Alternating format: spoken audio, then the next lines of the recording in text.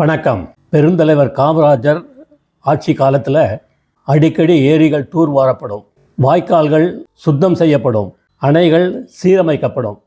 இதெல்லாம் நடந்துட்டு இருந்தது. அவருக்கு பின் ஆண்டு கொண்டிருக்கும் திராவிட கட்சிகள் எதையும் செய்யவில்லை, செய்தாலும் சரியாக செய்வதில்லை. உதாரணத்திற்கு அம்பத்தூர் ஏரி முழுவதும் கழிவுநீர் நிறைந்துள்ளது.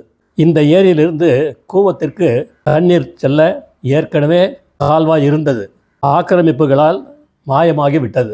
இங்கிருந்து வெளியேறும் உபரி நீரை சாலை வழியாக ரூபாய் 110 கோடி செலவில் மூடு கால்வாய் மூலம் கூவத்தில் இணைக்க திட்டமிடப்பட்டுள்ளது. அம்பத்தூர் ஏரியிலிருந்து செல்லும் கழிவுநீர் கூவத்தில் தேங்கியுள்ள கழிவுநீரோடு சேரவே இத்திட்டம் வகுக்கப்பட்டுள்ளது.